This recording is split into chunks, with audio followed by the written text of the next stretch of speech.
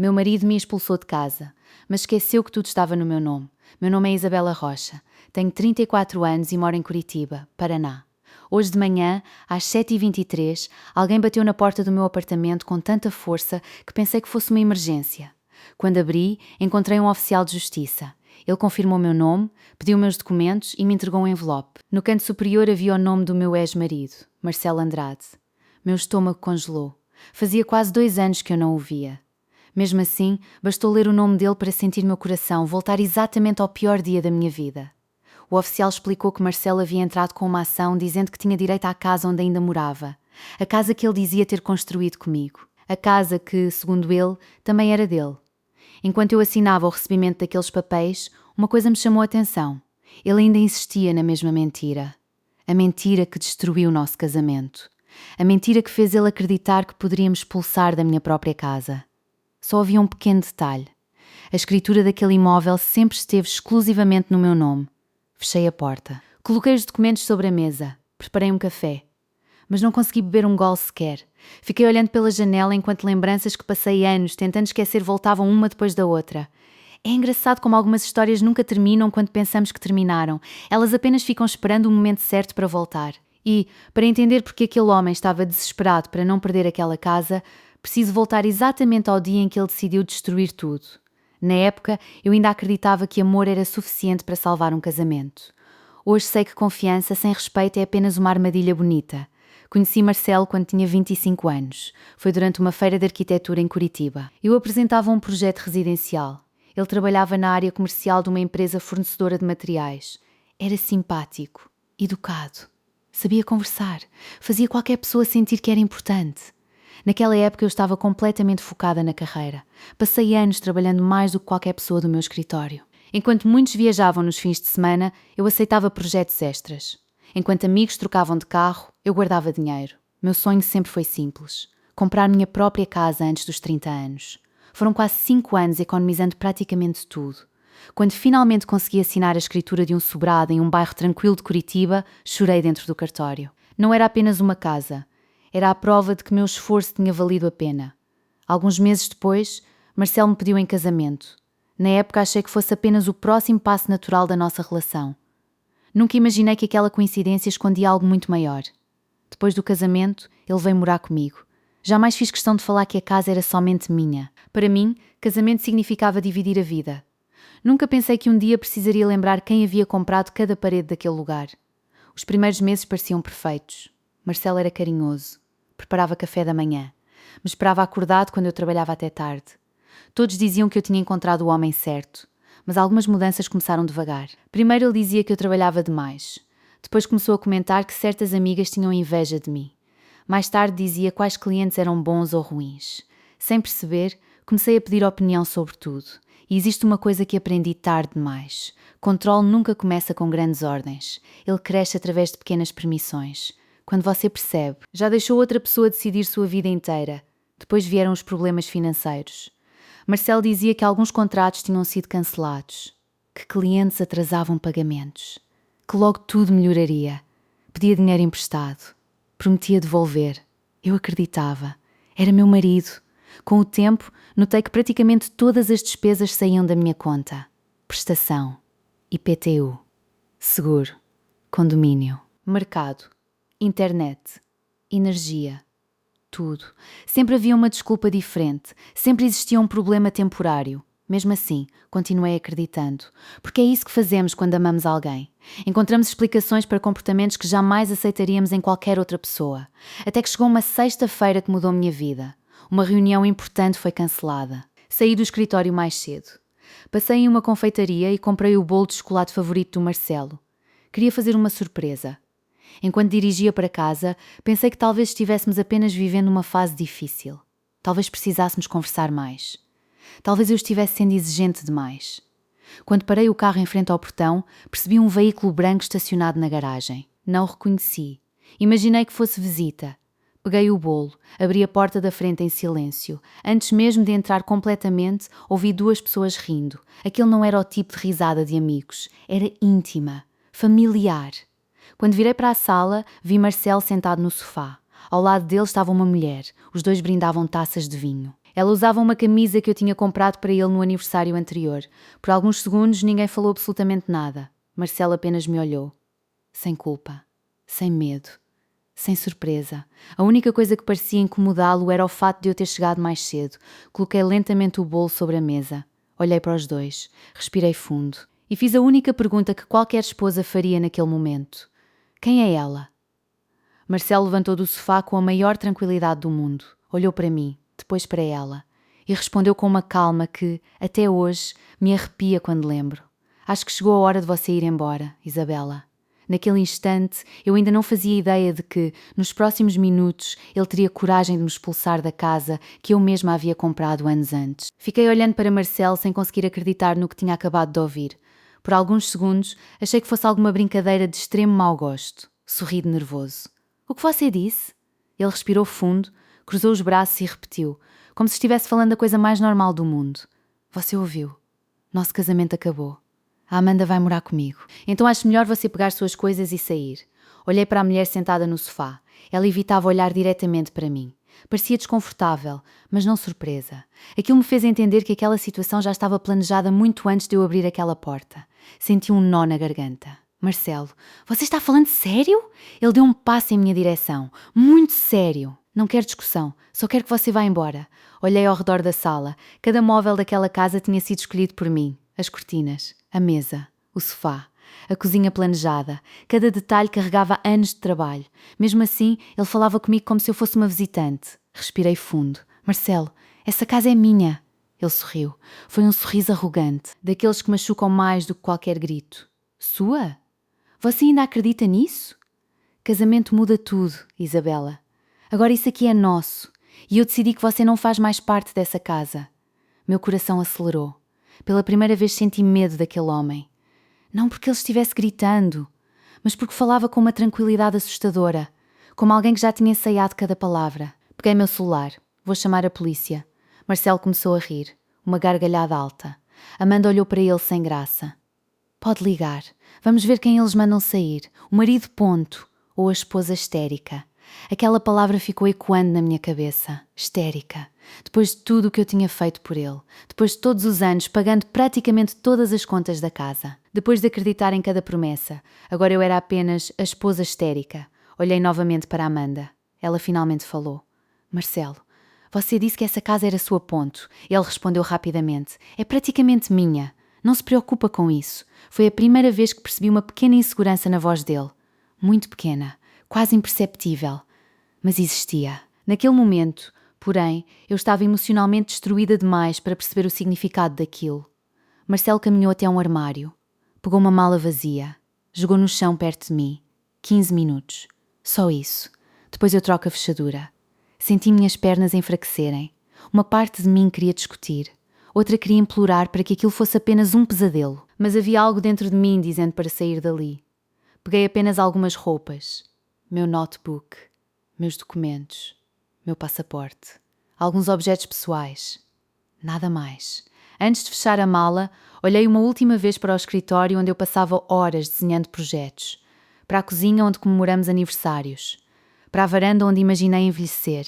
Tudo parecia tão distante. Quando passei pela porta, Marcelo disse sem sequer olhar para mim. E não volte mais. A porta se fechou atrás de mim. O barulho daquela fechadura ainda ficou na minha cabeça durante muito tempo. Entrei no carro sem saber para onde ir. Dirigi pelas ruas de Curitiba por quase 1 hora. Chorei tanto que precisei parar em um posto de gasolina. Não conseguia respirar direito. Pela primeira vez desde que comprei aquela casa, senti que não tinha lugar nenhum para chamar de meu. Acabei passando a noite em um pequeno hotel. Quase não dormi. Toda vez que fechava os olhos, lembrava da imagem de Marcelo sentado no meu sofá ao lado de outra mulher.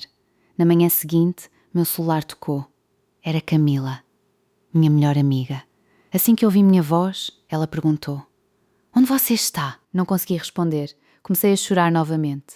Ela apareceu 20 minutos depois. Sentou ao meu lado. Ouviu toda a história sem me interromper. Quando terminei, fez apenas uma pergunta. Uma única pergunta. Isabela ponto. Em nome de quem está a escritura da casa? Olhei para ela sem entender. No meu nome. Sempre esteve. Ela ficou alguns segundos em silêncio. Depois segurou minhas mãos. Então por que você saiu? Naquele instante senti como se alguém tivesse acendido uma luz dentro da minha cabeça. Era verdade. Eu tinha saído porque era esposa, não porque era proprietária. Marcel tinha usado o choque emocional para me fazer esquecer o detalhe mais importante daquela história. A casa continuava sendo minha. Na mesma manhã, Camila insistiu para que eu procurasse um advogado. Horas depois, sentei na frente do Dr. Ricardo Almeida. Levei toda a documentação que ainda guardava. Escritura, contrato de compra, comprovantes de pagamento, registros do cartório. Ricardo analisou tudo em silêncio. Quando terminou, fechou a pasta. Olhou diretamente para mim e disse uma frase que mudou completamente a direção da minha vida. Isabela ponto legalmente. Marcelo nunca foi dono daquela casa. Naquele momento, pela primeira vez desde que fui expulsa ponto, percebi que talvez eu não tivesse perdido tudo. Talvez ponto, quem estivesse prestes a perder tudo, fosse ele. Saí do escritório do Dr. Ricardo, respirando pela primeira vez desde a noite em que Marcelo me expulsou. Eu ainda estava machucada. Ainda chorava quando lembrava da traição. Mas uma coisa havia mudado. Eu já não me sentia derrotada. A verdade estava do meu lado. Naquela mesma tarde, Ricardo enviou uma notificação extrajudicial exigindo que Marcelo deixasse imediatamente o imóvel. Achei que, quando ele percebesse que a casa realmente era minha, colocaria as coisas dele no carro e iria embora. Eu estava completamente errada. 2 dias depois, Ricardo me ligou. Isabela, ele respondeu. Meu coração acelerou. O que ele disse? Ricardo respirou fundo.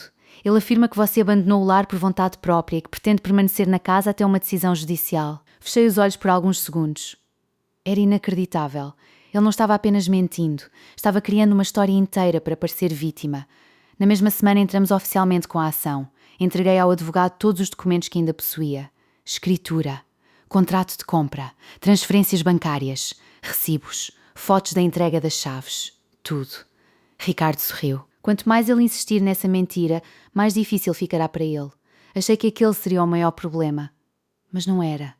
Poucos dias depois, durante o levantamento patrimonial do processo, Ricardo encontrou algo que me deixou completamente sem palavras. Ele colocou uma pasta sobre a mesa. Você conhecia todas as empresas do Marcelo? Balancei a cabeça. Ele nunca teve empresa. Pelo menos era isso que dizia. Ricardo abriu a pasta. Lá estava o registro de uma empresa aberta havia quase 2 anos. Exatamente na época em que Marcelo dizia estar cheio de dívidas. Olhei o documento várias vezes. Não conseguia acreditar. Ele mentiu esse tempo todo. Tudo indica que sim. Continuei olhando os papéis. Havia movimentações bancárias altas, entradas constantes de dinheiro, compras caras, viagens, restaurantes. Enquanto eu pagava praticamente todas as contas da casa, Marcelo levava uma vida completamente diferente. Minha cabeça começou a ligar acontecimentos que antes pareciam isolados. As viagens inesperadas, os jantares de negócios, as mensagens apagadas, as ligações que ele atendia sempre do lado de fora. Nada tinha sido coincidência.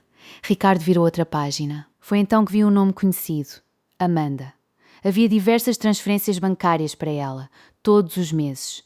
Valores altos. Aquilo não era um relacionamento recente. Eles já estavam juntos havia muito tempo. Senti um aperto no peito. Não por ciúmes, mas porque percebi que meu casamento provavelmente já tinha acabado muito antes de eu descobrir. Respirei fundo. Achei que finalmente conhecia toda a verdade. Mas Ricardo ainda tinha mais uma notícia. Tem outra coisa que você precisa saber. Olhei para ele. Marcelo tentou usar sua casa como garantia para conseguir um financiamento bancário. Meu corpo inteiro gelou. O quê? Ele apresentou documentos afirmando que era proprietário do imóvel. Por sorte, o banco consultou a matrícula atualizada. Quando verificou que a casa estava registrada apenas no seu nome, o pedido foi recusado. Fiquei sem reação. Marcelo não queria apenas morar na minha casa. Ele queria usar meu património para conseguir dinheiro. Sem minha autorização. Sem que eu soubesse. Saí daquele escritório completamente diferente da mulher que entrou. Durante semanas achei que fosse apenas uma esposa traída. Naquele momento percebi que também tinha sido vítima de uma enorme manipulação financeira. Mas o pior ainda estava por acontecer. 4 dias depois, recebi uma ligação de um número desconhecido. Era o Sr. Roberto, meu antigo vizinho. Assim que atendi, ele falou sem nem me cumprimentar. Isabela, você autorizou uma reforma na sua casa? Franzi a testa. Reforma? Sim. Tem caminhões entrando e saindo desde ontem. Estão quebrando paredes. Muito barulho. Meu coração disparou. Marcelo nunca comentou nenhuma reforma. E, principalmente ele não tinha autorização para fazer absolutamente nada naquele imóvel. Desliguei imediatamente. Corri até o escritório do Ricardo. Assim que contei o que estava acontecendo, ele pediu uma vistoria judicial urgente. 2 dias depois, acompanhada por um oficial de justiça, um engenheiro perito e meu advogado, voltei pela primeira vez à casa desde a noite em que fui expulsa. Assim que o portão abriu ponto, meu mundo desabou outra vez. A sala estava completamente destruída. Pisos arrancados, paredes quebradas, a cozinha planejada que levei meses para projetar havia desaparecido, entulho por todos os lados, poeira, fios expostos. Nada parecia a casa que construí com tantos anos de trabalho. Foi então que Marcelo apareceu. Assim que nos viu, perdeu o sorriso. "O que vocês estão fazendo aqui?" Antes que eu respondesse, Ricardo mostrou os documentos. "Estamos fazendo uma vistoria no imóvel da minha cliente." Marcelo tentou rir. "Isso ainda vai ser decidido pela justiça." Nesse instante, o engenheiro apontou para uma enorme abertura entre a sala e a cozinha. Depois olhou para Marcelo e fez uma pergunta que mudou completamente o rumo do processo. "Quem autorizou remover essa parede estrutural?" Marcelo ficou em silêncio. O engenheiro respirou fundo, olhou para mim e disse calmamente: "Se essa obra continuar, existe risco de comprometer toda a estrutura da casa." Naquele instante, percebi que Marcelo não estava apenas tentando ficar com o meu imóvel. Ele estava destruindo tudo aquilo que eu levei anos para construir. E o laudo que seria entregue na semana seguinte mudaria completamente o destino daquele processo. Durante a semana inteira, tentei me preparar para qualquer resultado. Mas, no fundo, eu sabia que aquele laudo seria decisivo. Na segunda-feira, Ricardo me ligou logo cedo. "Isabela, o relatório ficou pronto." Cheguei ao escritório alguns minutos depois. O engenheiro também estava lá. Ele colocou várias fotografias sobre a mesa. Cada imagem parecia um golpe no estômago. A parede estrutural havia sido parcialmente demolida. Parte da instalação elétrica estava completamente irregular. Tubulações tinham sido cortadas sem qualquer planejamento. O piso original foi arrancado com ferramentas inadequadas. A cozinha planejada, que custou anos de economia, havia sido destruída. No final do relatório havia uma estimativa de prejuízo. Quando li aquele número, precisei reler 2 vezes. Mais de R$280 brasileiros, 1000 em danos. Olhei para Ricardo. "Isso tudo?" Ele apenas assentiu. "E provavelmente ainda vai aumentar quando terminarmos a perícia completa." Naquele instante percebi que Marcelo não estava apenas perdendo um processo. Ele estava destruindo a própria vida. A audiência principal foi marcada para pouco mais de um mês depois. Durante esse período, Marcelo continuou morando na casa. Mas já não tinha a mesma confiança. Segundo os vizinhos, Amanda havia ido embora poucos dias depois da vistoria. Ela descobriu que Marcelo nunca foi dono da casa. Descobriu que havia sido enganada tanto quanto eu. Dizem que saiu levando apenas 2 malas. Nunca mais voltou. No dia da audiência, entrei no fórum acompanhada de Ricardo. Meu coração batia forte. Não porque tivesse medo, mas porque aquela seria a primeira vez que olharia Marcelo nos olhos desde a vistoria. Quando ele entrou na sala, quase não o reconheci. Parecia cansado, mais magro. As olheiras eram profundas. Mesmo assim, ainda tentou manter a postura de quem acreditava que venceria. A juíza começou analisando toda a documentação. Primeiro veio a escritura, depois o contrato de compra. Em seguida, os comprovantes bancários mostrando que o imóvel havia sido adquirido anos antes do casamento. Tudo exclusivamente com o meu dinheiro. Marcelo tentou argumentar que havia investido em reformas. Ricardo apenas sorriu. Então entregou o laudo pericial. O silêncio tomou conta da sala. A juíza passou vários minutos lendo cada página. Depois levantou os olhos. Olhou diretamente para Marcelo. "O senhor confirma que autorizou essas obras?" Ele respondeu baixinho. "Sim." "O senhor possui a autorização da proprietária?" Nenhuma resposta. "O senhor possui projeto estrutural aprovado?" Silêncio novamente. Foi nesse momento que percebi que ele finalmente entendia a gravidade do que havia feito. Não era mais apenas uma discussão sobre casamento. Era um processo envolvendo dano patrimonial, ocupação indevida e diversas falsas declarações. Pouco depois, a decisão foi anunciada. A juíza reconheceu que o imóvel era exclusivamente meu. Determinou a desocupação imediata da casa. Condenou Marcelo ao pagamento dos prejuízos causados pelas reformas ilegais e ainda registrou que sua conduta durante todo o processo demonstrou má fé. Enquanto a sentença era lida, Marcelo permaneceu olhando para a mesa, sem dizer uma palavra. Quando tudo terminou, ele finalmente levantou a cabeça. Olhou para mim pela primeira vez. Havia lágrimas em seus olhos. "Isabela, ponto, eu sei que errei. Será que podemos conversar?" Respirei fundo. Durante muito tempo imaginei esse momento. Achei que sentiria raiva, vontade de gritar, de humilhá-lo. Mas não senti absolutamente nada, porque pessoas que realmente curam suas feridas deixam de precisar vencer discussões. Elas apenas seguem em frente. Olhei para ele calmamente.